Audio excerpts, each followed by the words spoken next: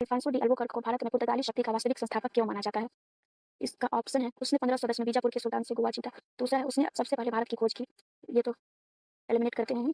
उसने east India company की स्थापना की। नहीं। उसने मुगलों को हरा दिया। नहीं। इसका आंसर ये है उसने 1510 में बीजापुर के सुल्तान से गोवा जीता। ये भी वन लाइनर्स में आ सकते हैं कि बीजापुर के सुल्तान से अल्फांसो डी अल्बुकर्क ने गोवा कब जीता। ये 1510 में। इसकी एक्सप्लेनेशन देते हैं और एक्स्ट्रा फैक्ट्स भी देखते हैं। अल्फांसो डी अल्बुकर्क, इसे पुर्तगाली साम्राज्य का वास्तविक संस्थापक कहा जाता है। इसके अलावा इसने 1510 में बीजापुर के सुल्तान से गोवा जीता। गोवा को पुर्तगालियों की राजधानी बनाया। केवल व्यापार नहीं बल्कि राजनीतिक नियंत्रण की नीति भी इसने अपनाई। जैसे इससे पहले वाले अल्मेडा ने ब्लू वाटर पॉलिसी पे फोकस किया, इसने राजनीतिक नियंत्रण पे फोकस किया। इसने कई सारी नीतियां लागू की, जैसे कि भारतीय महिलाओं से विवाह को प्रोत्साहन दिया। भारतीय महिलाओं से विवाह को प्रोत्साहन। दूसरा, अस्थायी उपनिवेश बसाए।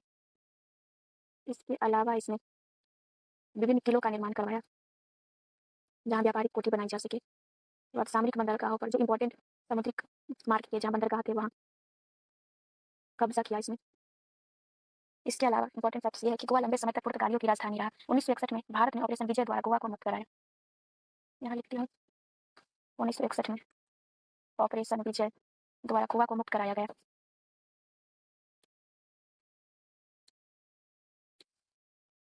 पांचवा सवाल है डच ईस्ट इंडिया कंपनी के बारे में कौन सा कथन गलत है?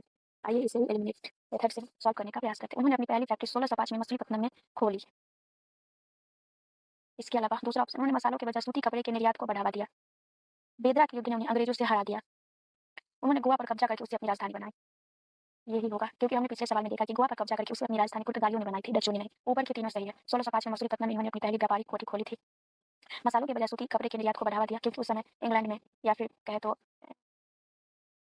यूरोप में सूती वस्त्रों की मांग ज्यादा थी। और 1769 में माफ कीजिए 59 में बेदरा का युद्ध में अंग्रेजों ने उन्हें हरा दिया, जिसके बाद उन्हें भारत से जाना पड़ा। यहाँ देखते हैं डच ईस्ट इंडिया कंपनी के बारे में। इसकी स्थापना 1602 में हुई थी। भारत में डच की पहली फैक्ट्री मछलीपट्टनम हमने देखा, लेकिन मुख्य केंद्र पुलिकट था। मसालों का व्यापार इनका उद्देश्य था। भारत में अंग्रेजों से इनकी प्रतिस्पर्धा बढ़ गई थी, जिससे उन्हें भारत में व्यापार करने में काफी समस्याओं का सामना करना पड़ा। अंततः बेदरा के युद्ध के बाद उन्हें यहाँ से जाना ही पड़ा। हमारा अगला सवाल है ब्रिटिश ईस्ट इंडिया कंपनी को चार्टर किसने और कब प्रदान किया? पहला ऑप्शन, महारानी एलिजाबेथ प्रथम ने 31 दिसंबर 1600 को। दूसरा है महारानी विक्टोरिया ने 1858 में। इसे तो आप बहुत आसानी से एलिमिनेट कर सकते हो। किंग्स जेम्स प्रथम ने 1608 में, जहांगीर ने 1615 में। आइए इसका एक्सप्लेनेशन देखते हैं। सबसे पहले हमें इस क्वेश्चन से ये पता चला कि ईस्ट इंडिया कंपनी को इंग्लैंड की महारानी एलिजाबेथ प्रथम ने चार्टर दिया। चार्टर क्या होता है?